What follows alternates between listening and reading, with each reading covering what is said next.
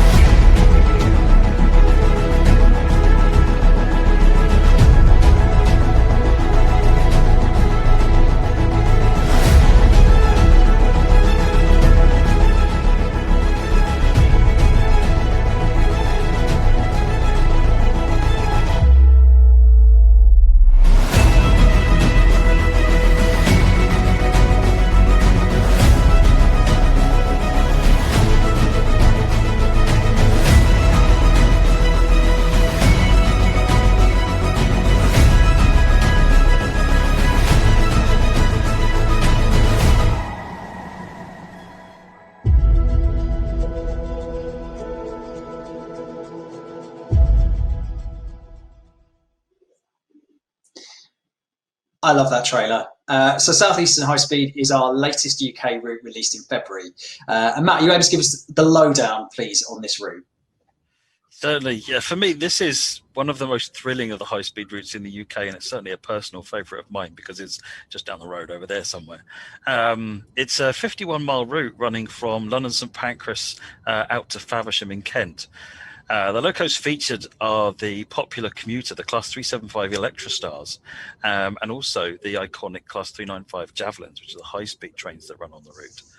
The 395 comes predominantly in its 10th anniversary livery, but there are two units that have something different. One of them is the Trainbow, which is on 395012, and then the other one is the Back the Medway 2025, which is on 395025. And it's fun to try and spot these because they are on those numbered units. So there's a sort of like a random, got to go and hunt these things and find them out. It's really cool.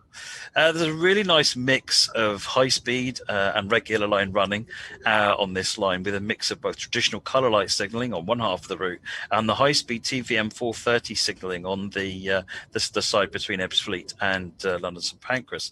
And that signalling allows trains to run much faster than they can in the normal classic lines with the colour light signals, because it's all done in the cab rather than relying on lights. Driving at 140 kilometres an hour out of London to Ebbsfleet, you then got the power changeover where you go from third rail to overhead, and the whole tone of the journey changes. You're no longer on a high-speed express train. You're now a stopping commuter train, which is just it's great variety. But most importantly, it's our office line. The Dovetail offices are based in Chatham, which is one of the stations of the route. Amazing. So people can wave hello to Dovetail HQ when they're on the route virtually. Absolutely. And as you can see through some of the screenshots, you can see the Trainbow as well, which is also lovely. So thanks for that, Matt. We also recently released the BR Class 4659 EMU add-on for Southeastern High Speed, which offers a different gameplay mechanic on that route as well, and that arrived in March. Which, segueing nicely, is also when our next route, the Erosalini, was released.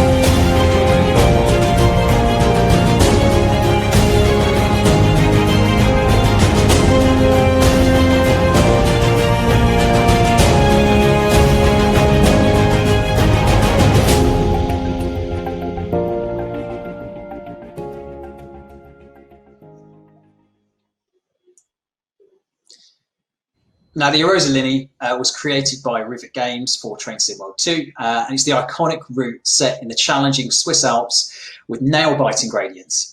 We've really enjoyed watching everybody at home grapple and tackle with the unforgiving route that is the Erosalini. So, Matt, what can players expect from Erosa? This is truly an epic route set in the Swiss mountains, and it features some incredible engineering. You're traveling through many tunnels and across bridges, as you can see on the screenshot we've got up at the moment, and also across the and viaducts. And you're climbing to over 1,000 meters, climbing over 1,000 meters to get to the top, and you're doing that on an exceptionally steep 6% gradient, which means particularly on the journey that you're going downhill, it's really about managing your throttle and your brakes, or mostly your brakes, really, really carefully. Because some of the clips in that video there showed just how steep that 6% gradient is. It's terrifyingly steep. It's one of the most steep gradients that Adhesion railways run on. So the loco you're going to be driving, which you've seen these shots, is the RHB GE 442, which is hauling a mixture of coaches, the baggage car, and you can even haul freight wagons as well. This railway mixes freight wagons into the passenger trains, because they haven't actually got enough room to run extra freight trains all the time. So it's easier to just tack a couple of wagons onto the back of the passenger trains. There's an amazing 41 bridges on this route, including the epic Langwiese Viaduct, which you've seen in some of these shots, built in 1914, and the vistas that you get as you go across these viaducts are just absolutely stunning. This route also features road running for the first time in Train Sim World, where you'll be using tram-style signals and running directly alongside the road traffic. There's some great additional features on this route that cater for the way this route has request stops with controls that you can press on the train and on the platforms to indicate whether the train should stop or not. It's great fun. I'm sure everyone will be pleased to know that's not the last time you'll be hearing us grapple with German over the course of this live stream. Thank you very much for that, Matt. And finally, before we get into some details and screenshots of some of our upcoming add-ons, the fun stuff, it's time to swap the Alps for the Appalachians with our latest release, which came out just this Thursday. It's the Clinchfield Railroad.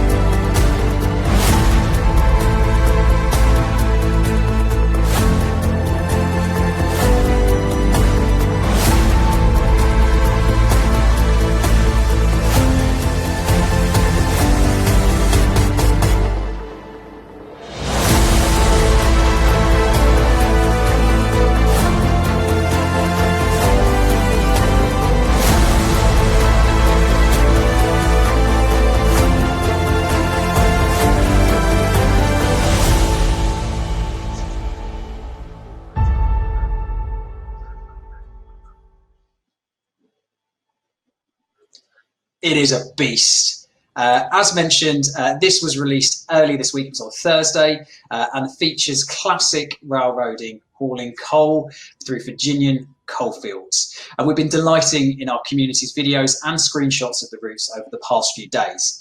Matt, now I know this is one of your personal favourites, so we're going to stick a little bit longer on Clinchfield. Why did we decide to develop this route? Tell us more. So this is a famous US route, which in its day moved millions of tons of coal each year. And the route still exists now, just in a slightly different form. There's nothing shiny and clean about this route. This is cold, hard coal country. There's more than 30 coal facilities on the route along the main line and along the various included branch lines, including Greenbrier, Fremont, McClure, and Nora branch lines, which you can explore fully. Some of these branch lines also feature some of the steepest gradients in the area, exceeding 3%. Now, that's no Erosalini, but instead of 100-ton trains, your trains will be measured in the thousands of tons. And at that point, 3% becomes a bit of a problem. The line features two generations of classic American diesel locos, the EMD F7 and the SD40. These are raw power workhorses, and they cemented the foundations of US railroading for many years to come. The F7 comes in the earlier grey and yellow livery, as you can see in these screenshots, and the SD40 comes in the later black livery of the Clinchfield Railroad. On this route, you're going to be hauling coal north and south. You're going to be visiting the branch lines, loading coal cars with thousands of tons of coal and bringing it back to Dant at the south end of the route. In addition, there are mainline bridge services which haul manifest traffic. And lastly, the well-known named Florida Perishable train. In addition to the locomotives, there's 2 types of coal cars, a box car, a chilled car, and along with that, our very first caboose. The very first caboose. So you mentioned Matt about the Florida Perishable. What was that, and what was its role? So the Florida Perishable was a northbound, what they called a hotshot service, meaning it had the highest priority in the line when it was running. Nothing got in its way. And why was it the fastest? So back in the time period of this route, when we say chilled cars, you might be thinking of refrigerated wagons like we'd be used to. You see them on the road, you see them in the trains. But back in the time of this route, there were no refrigerated units to keep them cold. They were insulated box cars, essentially, packed with ice. So these trains hauling fresh fruit really tend to have a stopwatch running on them. And I imagine if they were coming from Florida, then it'd be pretty warm. Exactly. And I know you hate this question, Matt, and I keep on asking you it because I love this question. Of the 3 routes that we've just seen, which has been your favourite to play through yourself? Oh, Clinchfield. Without a shadow of a doubt, it's different. One of the things that we haven't really done a lot of lately is this kind of US freight hauling experience. We've done lots of really great German commuters. We've done the British commuter, but this North American freight hauling experience hasn't been done to this level before. And it's one of the reasons we wanted to do this route was because I thought it would absolutely exemplify that operational style, which is what indeed it has done. So yeah, totally Clinchfield. Brilliant. Yeah, and I think a lot of the community would probably agree with you on that one as well. Okay, so that's the last couple of months done and dusted, on top of the great work that the team are doing on our regular patch notes. So I think it's about time we got into the juicy stuff and see what's coming up. And we're going to kick this off starting with the DBBR 101. Hopefully you should be seeing some screenshots arrive on your screen. There we go, just about now. And as you can see, it's in the classic DB red. And you can see some of these screenshots. We're cycling through them as we go through. So this is the first time a lot of people are getting to see some of these, which is rather exciting. Matt, can you tell us what we need to know about this loco? So the 101 is a real classic. It's an electric locomotive. There's a big following from German Railfans, and it started service in 1997 and was originally built to replace the aging BR 103s. Also having a big following, and they became the flagship of DB on intercity services, and are still very much in use today. Also included with the locomotive itself are the intercity coaches that you can see behind it, the BPMMZ and the AVMMZ, so standard and second class, in the white and red intercity livery to go behind the loco. Additional services are provided on the Hauptstrecke Rheinruhr route, where you'll be rushing between Duisburg and Bochum, running intercity services in and amongst existing busy traffic on this line. Even more great opportunities for some fantastic side-by-side running on this one. The locomotive itself comes fitted with PZB CFIR and LZB safety systems, as all of them now are, and is fully compatible with Scenario Planner, so you can take this and run it on all of your favourite routes. Looking forward to people trying this one on a Rosa. But side-by-side running as well. Obviously, the best thing about being on a loco as well is when you see the other people in the carriage opposite you, and everyone looks at each other like they are completely clueless as to what's going on. Especially if you're passing them. Yes. Especially if you're passing them. Because notionally, you're winning at that point. Yeah, absolutely. So the 101 will soon become the Hauptstrecke Rheinruhr. I did say they would be more German in Train Sim World 2.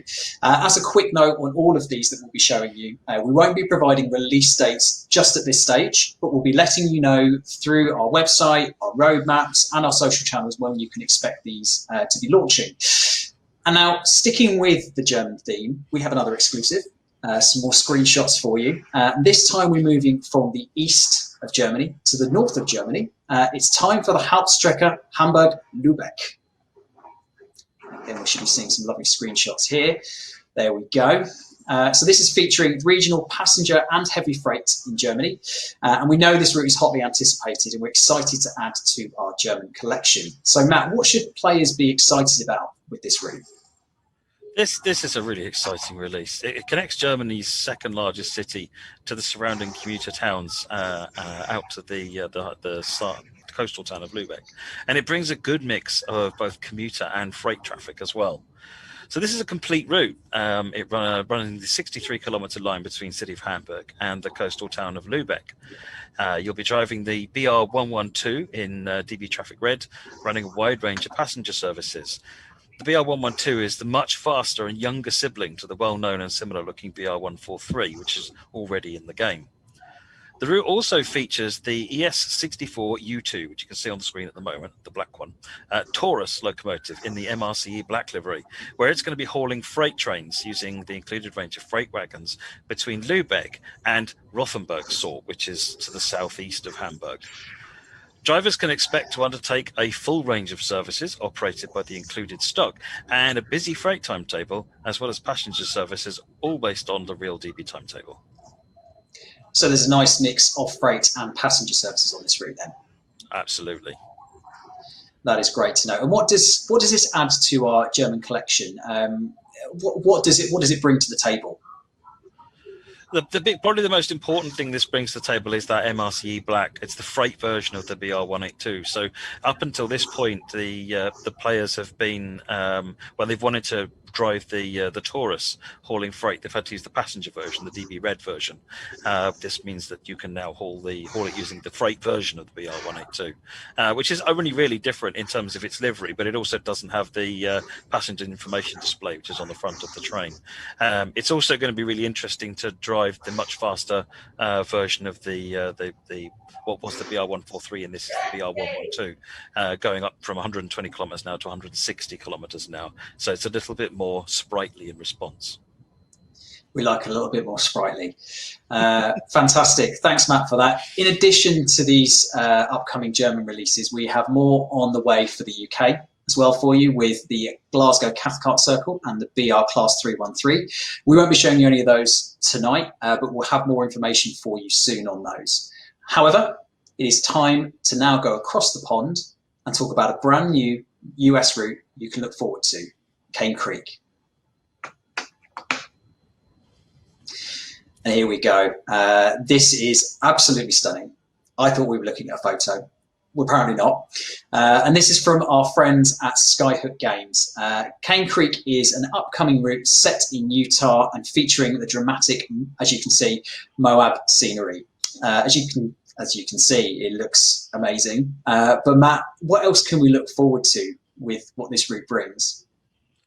So this route marks an important point in Train Sim World history, because it's the first time we're bringing a Union Pacific main feature into the game. Union Pacific, there was a Union Pacific GP38-2 that came as part of the Peninsula Corridor route, but this is all Union Pacific, so which is really cool. Union Pacific are a really, really cool operator. So the Cane Creek route itself runs from Brendel to Potash in Utah, out in the desert.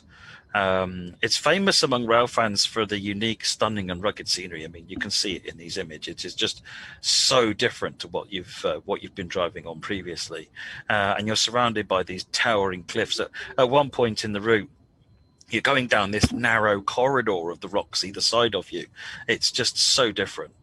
The railroad also runs alongside the Colorado River and also follows US 191 south towards Moab as well. So it's following the terrain and the rivers and roads around it. In terms of what you'll be doing, you'll be hauling empty cars out from Brendel to Potash, loading them with potash salt, and then returning back to the main line at Brendel with those. That's operating a service called the Potash Local, which is also Union Pacific's LJC 53 service. you'll be running powerful lash ups, battling these heavy gradients that are constantly changing. There are 3 summits along the line of this route at various points, and which means that it's a 35-mile branch line, I think, and you're constantly going to have to pay attention to what's going on with this drive as this run as you do it, because if you just set the controls, you'll find yourself stopping and struggling to get up hills or running away down the other side of the hill. So you really need to pay attention. It's a really interesting route to drive.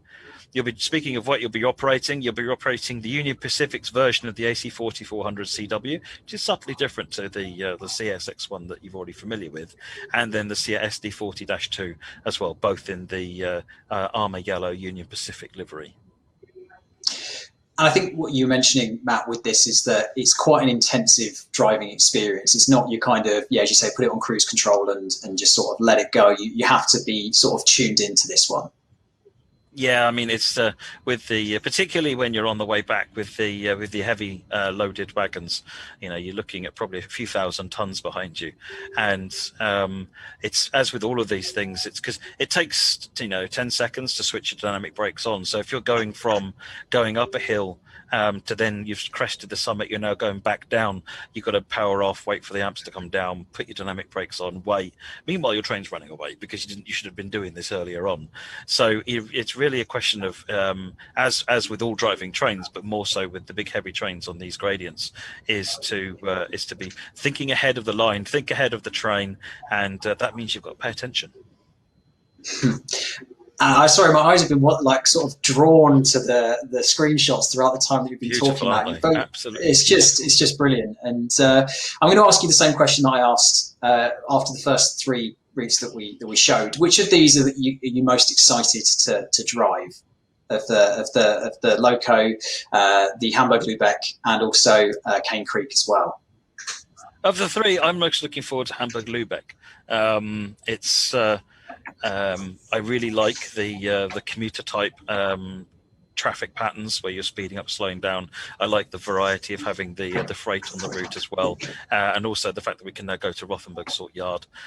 So it should be a really interesting and varied experience. And you also start and stop at different points on the route. It's not just A to B. There's different places where the trains start and stop. So I think that one should be really good fun. Brilliant. And Cane Creek, as with Hamburg Lübeck and the DBBR 101, will be giving more details on the coming weeks and months. So keep your eyes peeled to our website, our social channels, our roadmaps, all of those different things that we throw out on a regular basis. So make sure you're tuned into all of those. But as well as these add-ons, we're also working on some other exciting projects for Train Sim World 2. And as you can see, because we've got about 7 minutes left, we're not just going to leave it there. So we've got some of these exciting projects that are a little bit further away. And here's where things get a little bit more interesting. First up, hold on to your handrails because things are getting a little bit hectic. It gives me great pleasure to announce this summer's big release. Drum roll, please. Train Sim World 2 Rush Hour. Yay, woo, hey! There we go. I can almost feel the hustle and bustle as we talk about it right now. I'm assuming there's thousands of people watching that are just cheering into their microphones right now. So, Matt, what does Rush Hour mean to us? So Rush Hour is all about the intensity of peak commuter traffic. As rush hour sets in, the volume of trains increases and it gets more difficult to keep up with your schedule.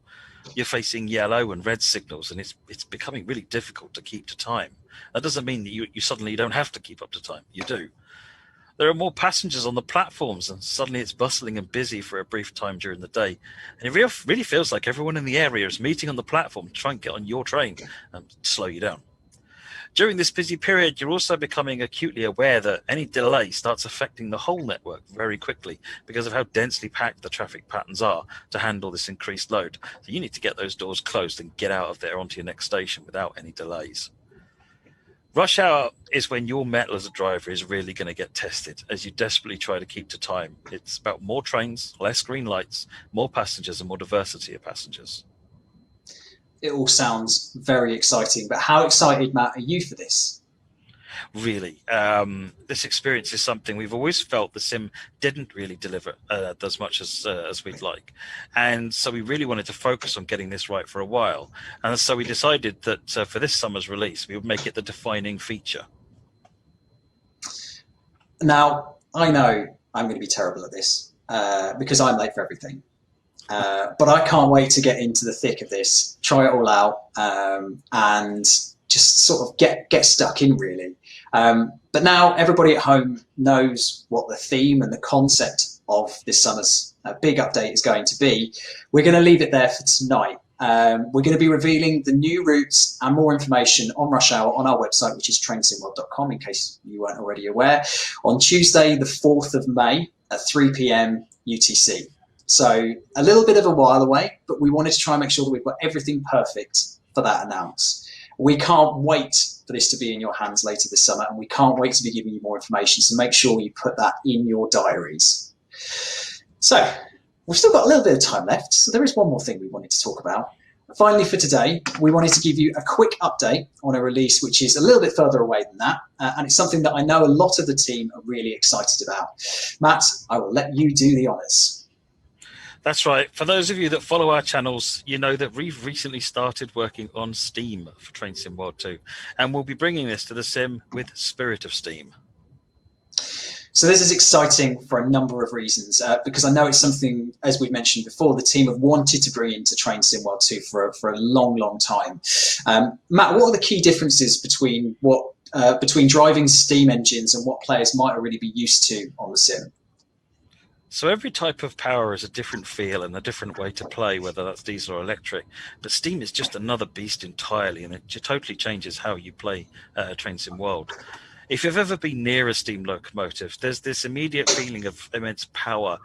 They can be huge, intimidating machines. Stood next to them on a platform, you can feel the heat, see the smoke and the steam billowing up, and a thunder of noise as they move. They really are fire-breathing dragons of the railways. Steam engines at their heart are very functional, mechanical, and almost primal. They're driven by fire, and they're challenging to drive as you have to strike a careful balance between fire mass, water pressure, and boiler pressure, not to mention keeping an eye on what's actually happening on the track and stopping at the platforms. We want to try and capture this power and energy in Train Sim World 2. This spirit of steam is what makes these mechanical marvels the childhood hero for many rail fans, and we're working on this right now. We want people to feel the heat from the hot coals. So you can read more about the development of Steam and our Steam project at trainsimworld.com. We've been talking to the development team, including Matt, about some of the challenges involved in building Steam. So you can read about the physics of representing real-world steam locos in a digital environment, and hopefully somebody's going to be putting that in the chat right now if you wanted to give it a read. And our next article will be covering how we are approaching route building, particularly routes that don't exist in the modern day. Now, in a couple of the other sections, we were talking about the challenges of creating routes that don't exist anymore, and the same is exactly the same for Steam. So this is a longer term project, so you can expect many, many more behind the scenes articles as we work towards this. And of course, when we have more to show you, we absolutely will. And we talked about kind of in the previous session about some of the tools and some of the challenges that we might be seeing. So Matt, in terms of the tool set, is that something that, again, we're finding challenging? I mean, absolutely. We spoke in previous sections there about the way that some of the resources online and so forth, photographs that we can access. There's so many more of it, so Google Earth and so forth, and they make it really easy, much easier to make the track in the environment. But they don't apply to historic routes. We've got to go back to how we used to make things and find new ways of doing these routes, which don't exist anymore. So it's a really fascinating topic. Absolutely, and we're, again, really, really excited to be able to kind of bring this to everybody in the coming months. So there you have it. Lots of new journeys and experiences coming to Train Sim World 2. There's a quick summary in case you arrived a little bit late or you'd like a quick summary. I've got one for you. So what we have that's already here for you to play right now, we have the Southeastern High Speed, we have the Arosa Linny, we've got the BR Class 4659 EMU, we have the Clinchfield Railroads. And then what we've talked about in terms of things that are coming up, the DVBR 101, Hamburg Lübeck, Cane Creek from our friends at Skyhook Games. Train Sim World 2 Rush Hour, as you can see on the screen right now. Our summer release, I just want to say, although the graphic says 4th of May, that's when we're going to give you the routes that are going to be enclosed within the Rush Hour. Notice the plural there. They're going to be included within Rush Hour. And finally, Spirit of Steam, which is a little bit further down the line. So thank you very much for watching, everybody. Make sure you pencil in Tuesday, the 4th of May, into your diaries for more details on Rush Hour. We'll also be announcing the routes you can expect, and following our social channels will keep you in the loop as well as Train Sim World on Facebook, Twitter, and Instagram. You can keep up to date on anything else that we've talked about over the course of the last half an hour. And if you've missed any of the other Train Sim World 2 segments from Railfan Fest, I had a ball in the 8 till 9 o'clock slot with everybody else discussing all manner of different things. So make sure you check out the VODs of the event as well. Thanks, JD. I hope you've all enjoyed our glimpse at what's coming. For me, I'm off to go and run some more trains on Clinchfield. That coal isn't delivering itself. He knows that we're going to host him after this, that's why. Thanks very much, Matt, and thank you very much for watching. Have a lovely rest of your evenings, and I will head back to Sam in the studio. Have a good night, everyone.